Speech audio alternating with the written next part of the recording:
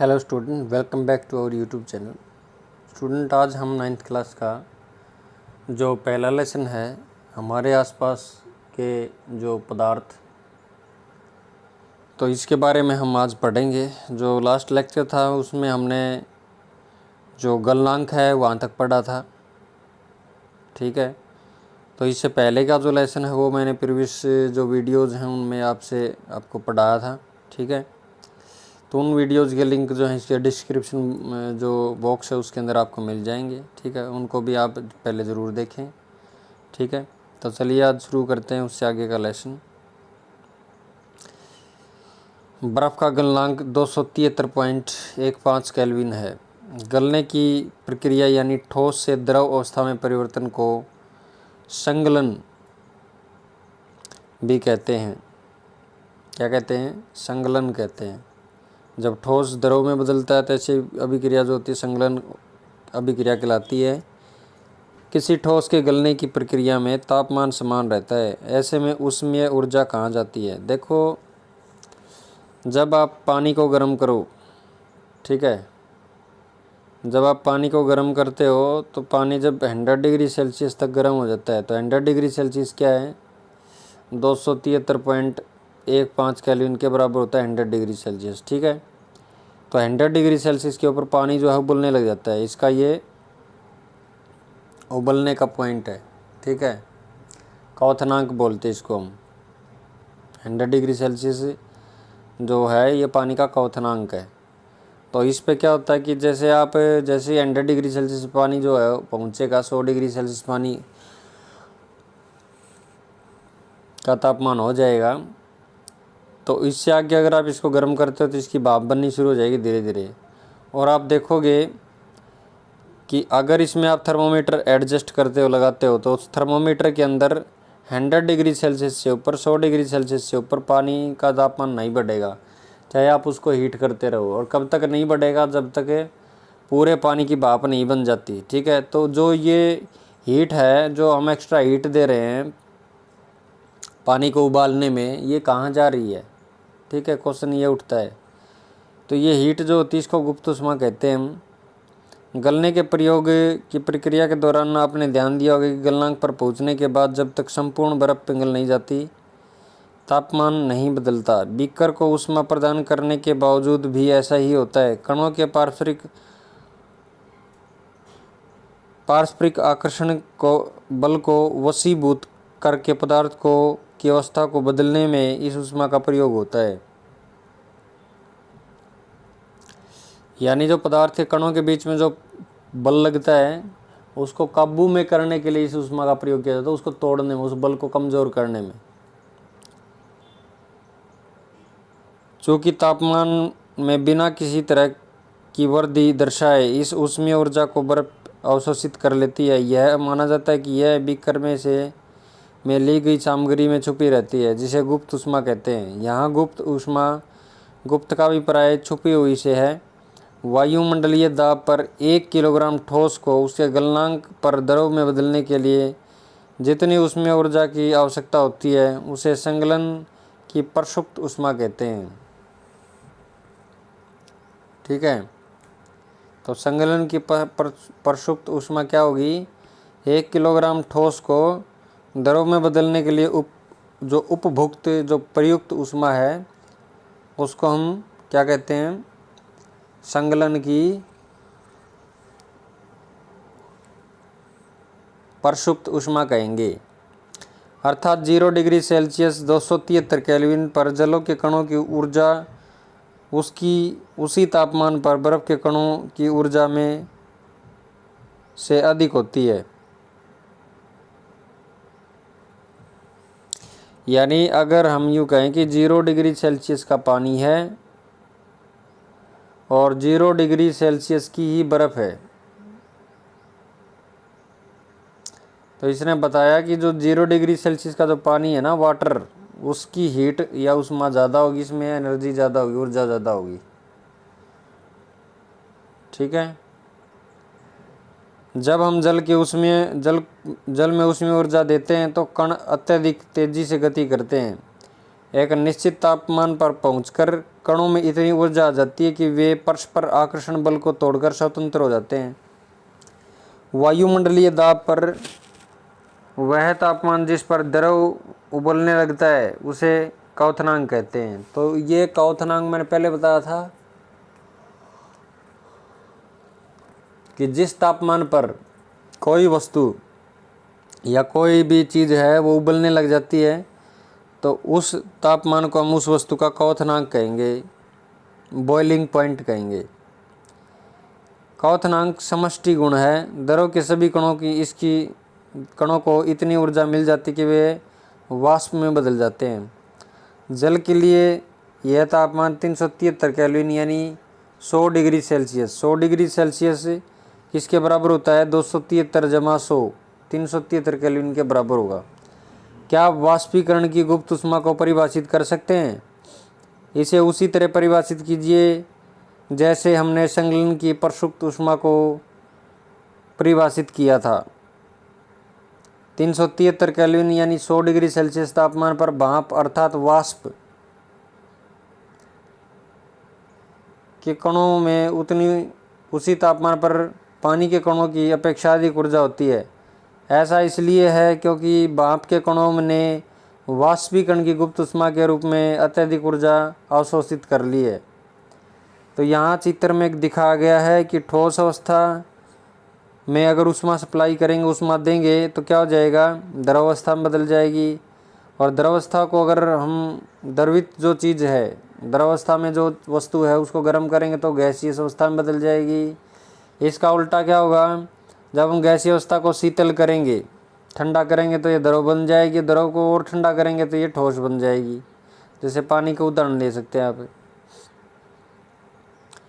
अतः हम कह सकते हैं कि तापमान बदलकर हम पदार्थ को एक अवस्था से दूसरी अवस्था में बदल सकते हैं। यानी पदार्थ की तीनों अवस्थाओं में आपस में बदलाव हो सकते हैं। कब? जब हम तापमान को नियंत्रित करते हैं, या तो हम तापमान को बढ़ाते हैं या घटाते हैं।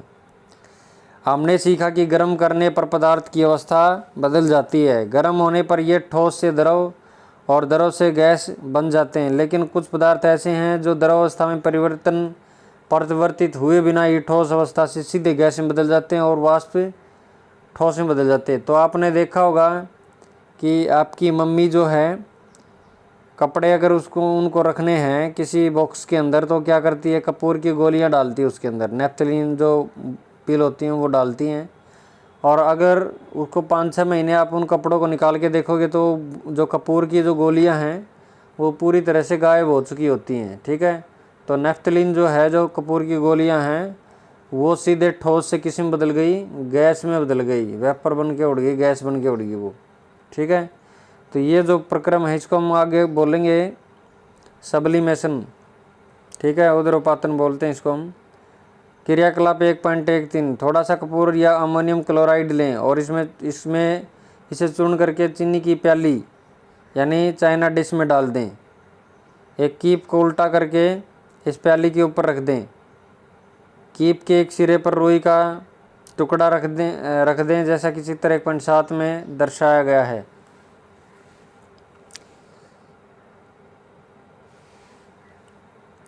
अब धीरे धीरे गर्म करें और ध्यान से देखिए कि उपरोक्त क्रियाकलाप से आप क्या निष्कर्ष निकालते हैं। द्रव अवस्था में परिवर्तित हुए बिना ठोस अवस्था से सीधे गैस में बदलने की प्रक्रिया को उदरोपातन कहते हैं और गैस से सीधे ठोस बनने की प्रक्रिया को निक्षेपण कहते हैं। तो अगर गैस से सीधा ठोस कोई चीज़ बदलती है, ठोस में बदल जाती है, तो उसको हम क्या कहेंगे? निक्षेपण कहेंगे।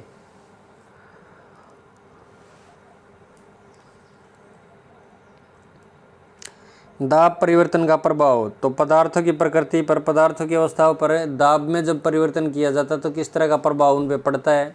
ठीक है, हम जानते हैं कि घटक कणों के बीच की दूरी में अंतर होने के कारण पदार्थों की विभिन्न अवस्थाओं में अंतर होता है। किसी सिलेंडर में भरी गैस पर दबाव लगाने एवं संपीड़ित करने पर क्या होगा? क्या इसके कणों के बीच की दूरी कम हो जाएगी? क्या आपको लगता है कि दाब बढ़ाने या घटाने से पदार्थ की अवस्था में परिवर्तन हो सकता है? तो ये नीचे दिखाया गया है एक पिस्टन और एक सिलेंडर। ठीक है, इसमें अगर हम पिस्टन को दबाते हैं, जैसे आप हवा भरते हो अपनी साइकिल ट्यूब के अंदर, कि जैसे हम पाइप को दबाते हैं तो ट्यूब के अंदर हवा चली जाती है। क्यों चली जाती? क्योंकि जैसे ही आप प्रेस करोगे, दबाओगे उसको, हवा जो है वो पिचक जाती है, उसमें दबाव बढ़ जाता है और दबाव के साथ ही वो साइकिल की ट्यूब के अंदर चली जाती है। तो यहाँ हम देख रहे हैं कि जो पहले जो पहला चित्र दिखाया गया, इसमें कणों के बीच की दूरी आप ध्यान से देखो बहुत ज़्यादा है। दूसरे केस में हम देख रहे हैं कि जैसे हमने पिस्टन को प्रेस किया, दबाया, तो कणों के बीच की जो दूरी है वो थोड़ी सी बढ़ गई, ये बढ़ी हुई है यहाँ पे। और तीसरे केस में हम देख रहे हैं कि हम अगर और दबाते हैं, पिस्टन और नीचे जाता है, तो कण जो हैं बिल्कुल नज़दीक आ जाते हैं। तो ये जो स्थिति है ये हूबहू गैस की होती है, और दूसरे डायग्राम में ये लिक्विड की होती है, और तीसरे डायग्राम में ये सॉलिड की होती है, यानी ठोस की होती है। तो दाब बढ़ाने का जो है कणों के बीच की दूरी पे प्रभाव इन तीनों चित्रों में दिखाया गया है बारी बारी से। दाब के बढ़ने और तापमान घटने से गैस द्रव में बदल जाती है। क्या आपने ठोस CO2 के बारे में सुना है? इसे उच्च दाब पर संग्रहित किया जाता है। जब वायुमंडलीय दाब का माप 1 एटमॉस्फेयर यानी 1 एटमॉस्फेरिक, ये प्रेशर का एक यूनिट होता है, दाब की एक इकाई है। तो ठोस CO2 द्रवावस्था में आए बिना सीधे गैस में परिवर्तित हो जाती है। तो सीधे गैस में परिवर्तन होने वाली जो प्रक्रिया उसको हमने ऊपर बोला निक्षेपण होती है। निक्षेपण से क्या होगा? निक्षेपण में क्या होता है कि ठोस जो हैं गैस जो है सीधे ठोस में बदल जाती है। तो निक्षेपण अभिक्रिया में ये होता है। अब देखो, मैंने पहले भी आपको बताया था कि जो 1 एटमॉस्फेरिक प्रेशर होता है, 1 एटमॉस्फेरिक प्रेशर 1 ATM, ये होता है 1.013 10⁵ पास्कल। पास्कल क्या है? पास्कल जो है ये प्रेशर की, दबाव की SI यूनिट है, मात्रक है, ठीक है।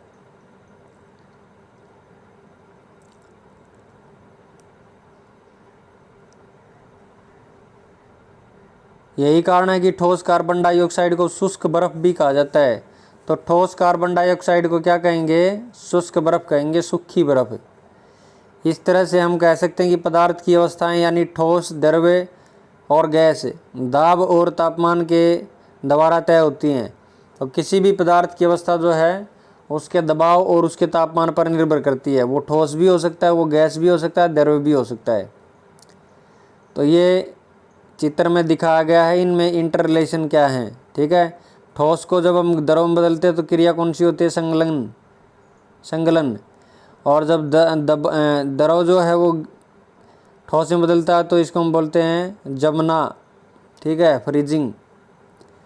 और जो द्रव है जब वाष्पीकृत होता है यानी गैस में बदलता है तो उसको हम बोलते हैं वाष्पीकरण, वेपोराइजेशन। और गैस जो है अगर द्रव में बदलती है तो इसको हम बोलते हैं संघनन, कंडेंसेशन। और गैस अगर ठोस में बदलती है तो उसको हम बोलते हैं निक्षेपण। और ठोस अगर सीधा गैस में बदलता है तो इसको बोलते हैं ऊर्ध्वपातन। तो ये एग्ज़ाम में कई बार इस तरह के प्रश्न जो हैं आपसे पूछ लिए जाते हैं, ठीक है। आप इसके प्रश्न दिए हुए यहाँ देखें, निम्नलिखित तापमान को सेल्सियस में बदलें। तो देखो, मैं आपको एक फॉर्मूला बताता हूँ कि आपके पास 3 स्केल होते हैं। एक स्केल होता है सेल्सियस स्केल,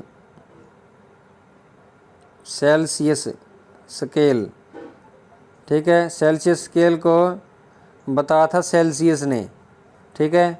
तो इसमें जो बर्फ़ का जो जमने का जो बिंदु है वो 0 डिग्री सेल्सियस है, और पानी के उबलने का जो तापमान है वो 100 डिग्री सेल्सियस है। ये 2 तापमान हैं, और इन दोनों तापमान के बीच में 100 बराबर बराबर डिवीज़न होते हैं, बराबर बराबर भाग होते हैं इसमें, ठीक है। हर भाग जो है 1 डिग्री सेल्सियस के बराबर होगा। तो ये पैमाना है सेल्सियस पैमाना, जिस पर जो न्यूनतम तापमान है वो 0 डिग्री सेल्सियस है, और अधिकतम इस पर जो दिखाया गया वो 100 डिग्री सेल्सियस दिखाया गया है। हालांकि और भी हो सकता है इस पर, लेकिन जो स्टैंडर्ड जो स्केल है हमारा, जो मानक जो स्केल है उसके ऊपर 0 से 100 तक अंकित होता है। हर एक जो डिवीज़न है, जो अंक है, वो 1 डिग्री सेल्सियस को दर्शाता है।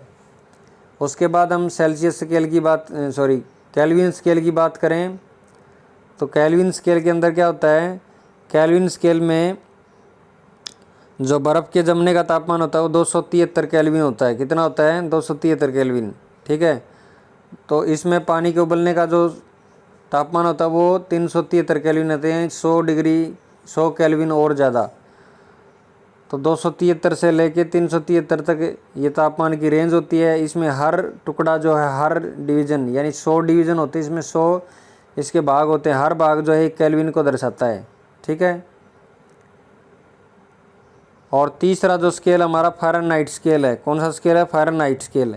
फ़ारेनहाइट स्केल में जो बर्फ़ के जमने का जो बिंदु होता है वो 32 डिग्री फ़ारेनहाइट होता है। क्या होता है? 32 डिग्री फ़ारेनहाइट। और पानी के उबलने का जो तापमान होता है इसी फ़ारेनहाइट स्केल के ऊपर, पैमाने के ऊपर, वो होता है 212 डिग्री फ़ारेनहाइट। तो बर्फ़ के जमने और पानी के उबलने तक के जो तापमान इसमें दिया गया है, ये इसकी रेंज है, इसका प्रास है ये। इसके प्रास में 180 बराबर बराबर भाग होते हैं, डिवीज़न होते हैं। हर डिवीज़न 1 फ़ारेनहाइट को दिखाता है। तो ये आपको तीनों स्केल्स के बारे में बताया। अब इनके बीच में जो संबंध है उसको हम एक इक्वेशन के, एक समीकरण के माध्यम से समझेंगे। ठीक है। तो इसमें क्या होता है कि जैसे मान लिया आपको सेल्सियस स्केल के ऊपर तापमान निकालना है, कितना होगा, तो हम क्या करेंगे, TC घटा 0। 0 का मतलब है फ्रीजिंग पॉइंट। फ्रीजिंग पॉइंट है बर्फ़ के जमने का बिंदु। ठीक है। और कितने डिवीज़न होते हैं, कितने स्केल होते हैं 0 से 100 के बीच में, यानी बर्फ़ के जमने और पानी के उबलने में कितने भाग होते हैं, उस तापमान के बीच में कितने भाग होंगे, तो 100 होंगे। ये हमने पढ़ा। इसी तरीके से फ़ारेनहाइट के ऊपर अगर आप तापमान निकालते हो, TF से मैं दिखा रहा हूँ फ़ारेनहाइट के ऊपर तापमान को। ठीक है। ये जिसको निकालना होता है, तो इसमें से भी हम क्या करेंगे, इसका न्यूनतम तापमान घटाएंगे। फ़ारेनहाइट स्केल के ऊपर न्यूनतम कितना होता है? 32 होता है। ठीक है। जो कि फ़ारेनहाइट स्केल के ऊपर, फ़ारेनहाइट पैमाने के ऊपर बर्फ़ के जमने का बिंदु है 32 डिग्री। तो हमने TF में से 32 घटा दिया। TF क्या है? फ़ारेनहाइट स्केल के ऊपर कोई तापमान जिसकी वैल्यू हमें निकालनी है। और इसमें कितने डिवीज़न होते हैं? टोटल 180 होते हैं, 32 के और 212 के बीच में। तो तीसरा हमारा स्केल है केल्विन। तो केल्विन पे हमने जो तापमान निकालना है उसको मैंने TK से लिख दिया। किससे लिख दिया? TK से। तो इसके ऊपर न्यूनतम कितना होता है? 273। कितना? 273। ठीक है। तो मैं जो तीसरा जो तापमान है उसको यहाँ लिख लेता हूँ। यहाँ लिख दिया मैंने। तो ये हो जाएगा बराबर है इसके बराबर ये। ठीक है। इसके बराबर ये हो जाएगा और इन दोनों के बराबर फिर ये हो जाएगा TK घटा 273। यहाँ 273 आ जाएगा बटे कितने डिवीज़न होते हैं? 100 होते हैं। 273 और 373 इसके ऊपर 2 बिंदु होते हैं। ठीक है। तो इन तीनों भागों को यूज करके, तीनों हिस्सों को यूज करके आप क्या करोगे, इंटर कन्वर्जन कर सकते हो, एक दूसरे में बदल सकते हो तापमान को, एक स्केल से दूसरे स्केल में। कैसे बदलेंगे? तो मैं आपको, जैसे पूछा गया यहाँ पे 300 केल्विन सेल्सियस में बदलना है, तो आप क्या करेंगे, 100 घटा देंगे। ठीक है। 300 केल्विन तापमान जो होगा वो TC घटा 100 होगा। ठीक है। तो TC का मान क्या हो जाएगा, ये 100 इधर जो है, सॉरी 100 जुड़ जाएगा, इसमें घटेगा नहीं, जुड़ेगा, 100 इसमें ऐड हो जाएगा। तो TC का मान यहाँ आ जाएगा 300 घटा 100, ये इधर आके घटा का 100 हो जाएगा। तो कितना आ जाएगा, 200 डिग्री सेल्सियस। सॉरी, फिर देखें एक बार इसको, जैसे मैंने अभी फॉर्मूला बताया था,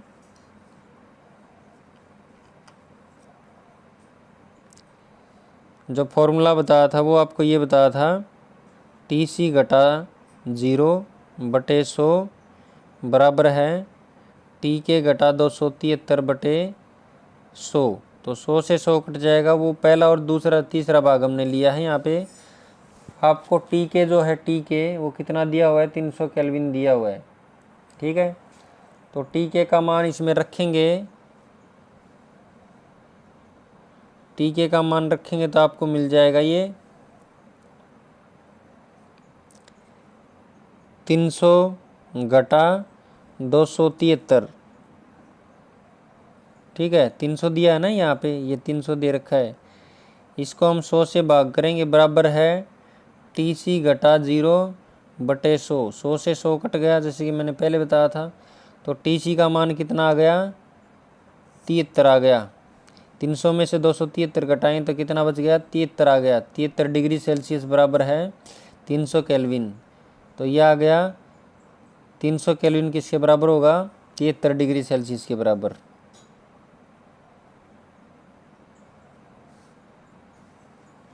यानी केल्विन में अगर तापमान दिया हुआ है और आपने सेल्सियस में निकालना है, तो केल्विन के तापमान में से अगर आप 273 घटाते हो तो आपको तापमान मिल जाएगा सेल्सियस में, ठीक है। और अगर आपने केल्विन में निकालना है तो ये 73 इधर आके 273 ऐड हो जाएगा इसमें, ये इधर ऐड हो जाएगा, जुड़ जाएगा यहाँ, ठीक है। इसी तरीके से आप इसका दूसरा भाग करोगे 573 केल्विन, तो 573 केल्विन में से अगर आप 273 घटाओगे तो आपको उत्तर मिल जाएगा, कितना मिलेगा, कितना मिलेगा, 300 डिग्री सेल्सियस। इसी तरीके से आपने सेल्सियस को दूसरे जो पर्सन में सेल्सियस को केल्विन में बदलना है, ठीक है। वैसे क्वेश्चन अलग दिया हुआ है, इसमें बताया कि 250 डिग्री सेल्सियस पर पानी की क्या अवस्था होगी, 100 डिग्री सेल्सियस पर पानी की अवस्था क्या होगी, ठीक है। तो जल की भौतिक अवस्था 250 डिग्री सेल्सियस के ऊपर क्या होगी, भाप होगी, भाप, वेपर, ठीक है। और 100 डिग्री सेल्सियस पर पानी क्या होगा, भाप भी होगा और द्रव अवस्था में भी होगा, ठीक है। गैस की अवस्था में भी होगा, द्रव की अवस्था में भी होगा। किसी भी पदार्थ की अवस्था परिवर्तन के दौरान तापमान स्थिर क्यों रहता है, तो इसमें क्या होता है कि जो आप हीट देते हो, जो ऊष्मा देते हो, तो वो ऊष्मा जो है कणों के बीच जो आकर्षण बल है उनको अभिभूत करने में, उनको तोड़ने में जो है वो खर्च हो जाती है, और ये गुप्त ऊष्मा होती है, इसलिए जो तापमान है वो स्थिर रहता है। वायुमंडलीय गैसों को द्रव में परिवर्तन करने के लिए कोई विधि सुझाइए। वायुमंडल में जो गैसें हैं उनको द्रव में परिवर्तन अगर करना हो आपने, तो क्या करेंगे आप, उनको किसी सिलेंडर के अंदर बंद कर लेंगे और ऊपर से पिस्टन से प्रेस कर देंगे, दबा देंगे, ठीक है। तो इस तरह से वो जो गैसें हैं वो किसी में बदल जाएंगी, द्रव में बदल जाएंगी। इसके बाद हम पढ़ेंगे वाष्पीकरण। वाष्पीकरण क्या होता है, चलिए पढ़ते हैं, उसके बाद इसको देखेंगे। पदार्थ की अवस्था बदलने के लिए क्या सदैव ऊष्मा देना या दाब बदलना आवश्यक है। क्या अपने दैनिक जीवन में से आप एक ऐसा उदाहरण दे सकते हैं जिसमें बिना क्वथनांक पर पहुँचे हुए कोई द्रव वाष्प में बदल जाता है। जल को खुला छोड़ देने पर यह धीरे धीरे वाष्प में परिवर्तित हो जाता है। गीले कपड़े सूख जाते हैं। इन दोनों उदाहरणों में जल का क्या हुआ। हम जानते हैं कि पदार्थ के कण हमेशा गतिशील होते हैं और कभी रुकते नहीं। एक निश्चित तापमान पर गैस, द्रव या ठोस के कणों में विभिन्न मात्रा में गतिज ऊर्जा होती है।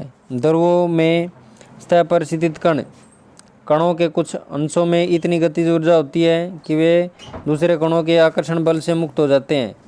क्वथनांक से कम तापमान पर द्रव से के वाष्प में परिवर्तन होने की इस क्रिया को क्या कहते हैं, हम वाष्पीकरण कहते हैं। तो अब देखिए, इसने बताया है कि जो तरल जो होते हैं द्रव, उनके कुछ कण ऐसे होते हैं जिनकी गतिज ऊर्जा इतनी होती है कि इनके बीच में जो बल लग रहा है उस बल को तोड़ के या उस बल को पार करके ये उस गतिज ऊर्जा की हेल्प से दूर चले जाते हैं, ठीक है।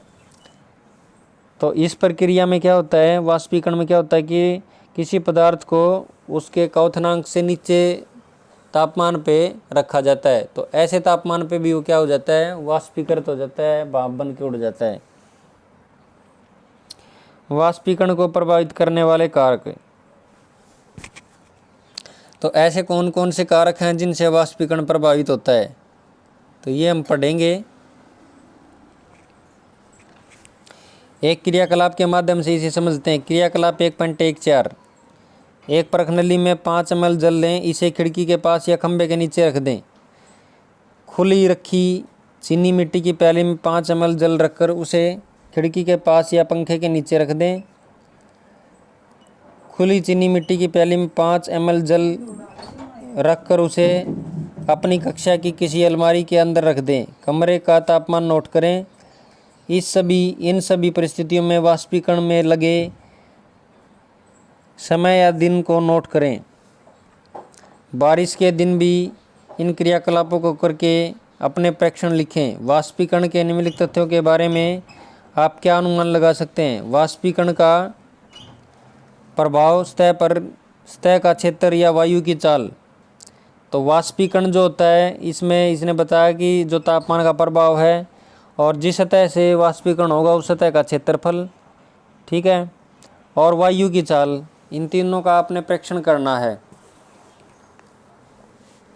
आपने ध्यान दिया होगा कि वाष्पीकरण की दर निम्नलिखित के साथ बढ़ती है। सतह के क्षेत्र बढ़ने पर हम जानते हैं कि वाष्पीकरण एक स्थायी प्रक्रिया है। स्थायी क्षेत्र बढ़ने पर वाष्पीकरण की दर भी बढ़ जाती है। जैसे कपड़े सुखाने के लिए हम उन्हें फैला देते हैं, तो कपड़ों को क्यों फैला के सुखाया जाता है? ताकि उनका वाष्पीकरण का क्षेत्र बढ़ जाए और वाष्पीकरण तेजी से हो, ठीक है। तापमान में वृद्धि, तापमान बढ़ने पर अधिक कणों को पर्याप्त गतिज ऊर्जा मिल जाती है जिससे वे वाष्पीकृत हो जाते हैं। यानी कण जो है जितनी ज़्यादा ऊर्जा उनको मिलेगी उतने तेजी से वो भागेंगे। आर्द्रता में कमी, वायु में विद्यमान जल वाष्प की मात्रा को आर्द्रता कहते हैं। तो जल वाष्प की जो मात्रा होती है हवा के अंदर, उस जल वाष्प की मात्रा को हम क्या कहते हैं? आर्द्रता कहते हैं, नमी, ठीक है। किसी निश्चित तापमान पर हमारे आसपास की वायु में एक निश्चित मात्रा में ही जल वाष्प होते हैं। जब वायु में जल कणों की मात्रा पहले से अधिक हो जाती है तो वाष्पीकरण की दर घट जाएगी।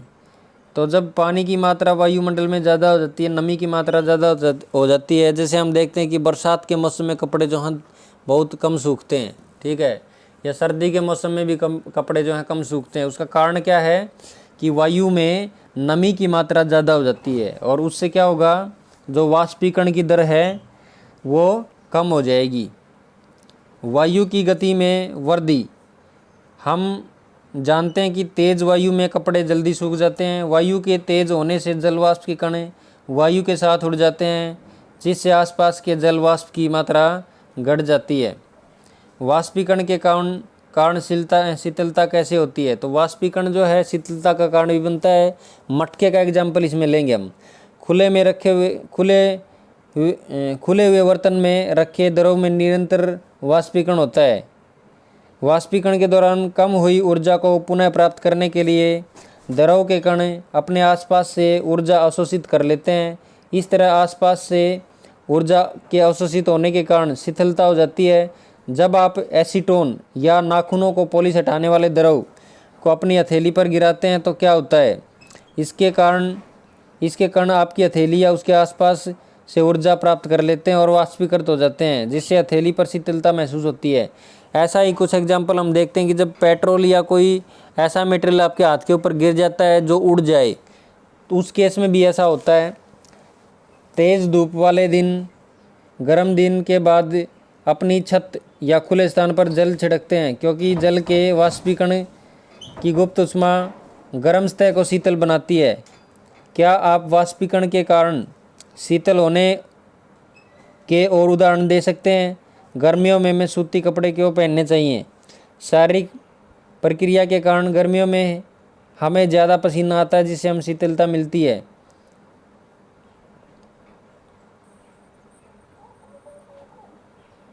जैसा कि हम जानते हैं वाष्पीकरण के दौरान द्रव की सतह के कण हमारे शरीर या आसपास से ऊर्जा प्राप्त करके वाष्प में बदल जाते हैं।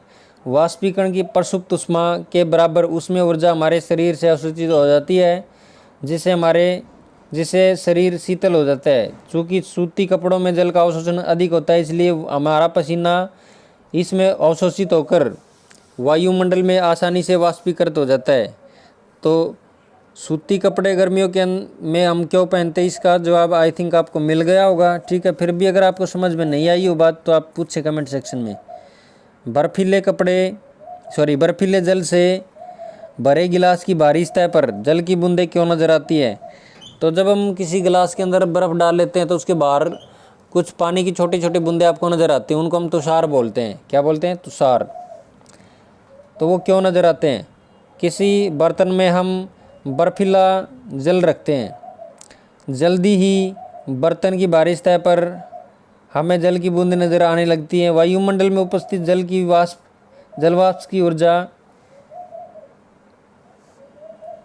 ठंडे पानी के संपर्क में आकर कम हो जाती है, यह द्रवावस्था में बदल जाता है और हमें जल की बूंदों के रूप में नज़र आता है।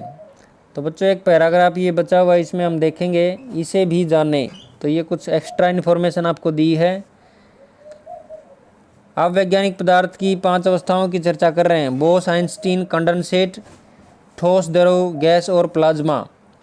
तो बोस और आइंस्टीन, तो ये 2 वैज्ञानिकों के नाम से एक अवस्था है, कंडेंसेशन इसको हम बोलते हैं। ठीक है, प्रक्रिया को कंडेंसेशन बोलते हैं और जो चीज़ बनती है उसको कंडेंसेट कहा जाता है।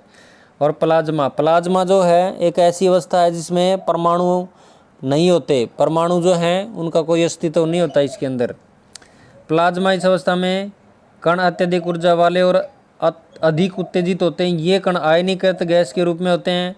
फ्लोरेसेंट ट्यूब, नियॉन बल्ब में प्लाज्मा होता है। जो फ्लोरेसेंट ट्यूब होती है, जो ट्यूबलाइट की जो ट्यूब होती है उसको फ्लोरेसेंट ट्यूब कहा जाता है। और नियॉन बल्ब में प्लाज्मा होता है। नियॉन बल्ब जो है व्हीकल के जो लाइट होती है उनके अंदर लगे होते हैं, के अंदर नियॉन गैस और फ्लोरेसेंट ट्यूब के अंदर हीलियम या कोई अन्य गैस होती है। विद्युत ऊर्जा प्रवाहित होने पर यह गैस आयनीकृत यानी अवशोषित हो जाती है। आवेशित होने पर ट्यूब या बल्ब के अंदर चमकीला प्लाज्मा तैयार होता है। गैस के स्वभाव के अनुसार इस प्लाज्मा में एक विशेष रंग की चमक होती है। प्लाज्मा के कारण ही सूर्य और तारों में चमक होती है। उच्च तापमान के कारण ही तारों में प्लाज्मा बनता है। Bose Einstein condensate. सन 1920 में भारतीय भौतिक वैज्ञानिक सत्येंद्र नाथ बोस ने पदार्थ की 5वीं अवस्था की कुछ गणनाएं की थी। इन गणनाओं के आधार पर अल्बर्ट आइंस्टीन ने पदार्थ की एक नई अवस्था की भविष्यवाणी की, जिसे बोस आइंस्टीन कंडेंसेट BEC कहा गया। सन 2001 में अमेरिका के एरिक ए कॉर्नेल और वुल्फगैंग कैटरले और कार्ल ई वेमेन को बोस आइंस्टीन कंडेंसेशन की अवस्था प्राप्त करने के लिए भौतिकी में नोबेल पुरस्कार से सम्मानित किया गया था। सामान्य वायु के घनत्व के 1,00,000वें भाग जितने कम घनत्व वाली गैस को बहुत ही कम तापमान पर ठंडा करने से BCE तैयार होता है। तो सामान्य वायु के घनत्व का 1,00,000वां भाग अगर हम लेंगे तो उतने घनत्व की गैस को कम तापमान पर ठंडा करने से क्या बनेगा? BEC बनेगा। www.chem4kids.com पर लॉग ऑन करके पदार्थ की 4थी अवस्था और 5वीं अवस्था की और अधिक जानकारी प्राप्त आप कर सकते हैं। ठीक है, अब ये कुछ प्रश्न दिए हुए हैं लास्ट में। गर्म शुष्क दिन में कूलर अधिक ठंडा क्यों करता है? तो गर्म या सूखे दिन जिसमें बहुत ज़्यादा गर्मी पड़ती तो ऐसे केस में जो कूलर है वो ठंडक ज़्यादा प्रदान करता है। कारण बताइए। गर्मियों में घड़े का जल ठंडा क्यों हो जाता है? एसीटोन या पेट्रोल या इत्र डालने पर हमारी हथेली ठंडी क्यों हो जाती है? कप की अपेक्षा प्लेट में हम गर्म दूध या चाय जल्दी क्यों पी लेते हैं? गर्मियों में हमें किस प्रकार के कपड़े पहनने चाहिए और क्यों पहनने चाहिए? तो ये जो सारे प्रश्न हैं, 500 प्रश्न, इन सभी के उत्तर आपके इसी छोटे से एक पाठ में दिए गए हैं जो आज हमने पढ़ा है। ठीक है, तो इस तरह से आपका लेसन पूरा हो गया। और लेसन के बाद कुछ महत्वपूर्ण बातें इसमें आपको दी हुई हैं, उनमें आपने ये पढ़नी है सारी बातें। तो आपने क्या सीखा, ये जो बातें हैं ये पाठ का सार है, ये आपने पढ़ना है। ठीक है, तो कुछ राशियाँ दी उनके मापक दिए हुए हैं। तो तापमान की जो इकाई है, जो SI मात्रक है, वो क्या है? केल्विन है। लंबाई की मीटर है। 37 यानी जो द्रव्यमान है उसकी इकाई क्या है? किलोग्राम है। KG से नोट करते हैं इसको। भार क्या होता है? वजन। ठीक है, भार और 37 जो अलग अलग चीज़ें हैं। भार हम एक तरह से बल कहते हैं इसको। ठीक है, किसी वस्तु का भार धरती की सतह पर या धरती से ऊपर मापते हैं हम। तो बाहर की जो इकाई है वो न्यूटन है। आयतन की इकाई घन मीटर है, यानी मीटर की पावर 3। घनत्व की इकाई क्या है? घनत्व क्या होता है? द्रव्यमान बटे आयतन, तो किलोग्राम प्रति घन मीटर। पास्कल क्या है? दाब की यूनिट है। दाब क्या होता है? दबाव क्या होता है? बल बटे क्षेत्रफल। तो बल की इकाई जो है न्यूटन होती है और क्षेत्रफल की इकाई मीटर स्क्वायर होती है। तो पास्कल की जगह हम क्या लिख सकते हैं? पास्कल की जगह क्या लिख सकते हैं? न्यूटन पर मीटर स्क्वायर, यानी न्यूटन मीटर की पावर -2। तो ये अभ्यास के प्रश्न दिए हुए हैं, इनको आप अपनी कॉपी में नोट करोगे। कोई प्रश्न आपको अगर समझ में नहीं आता तो कमेंट सेक्शन आपके लिए बिल्कुल तैयार है, उसमें आप पूछ सकते हैं। Thank you, have a nice day. तो चैनल को सब्सक्राइब जरूर करें, वीडियो को अपने फ्रेंड्स के साथ शेयर करें, ठीक है। अगर लेसन आपको समझ में आया हो वीडियो के थ्रू जो हमने पढ़ाया है, तो आप कमेंट सेक्शन में यस या नो लिख के हमें बताएंगे कि समझ में आया है तो यस लिखेंगे, नहीं समझ में आया तो नो लिखेंगे, ठीक है। धन्यवाद।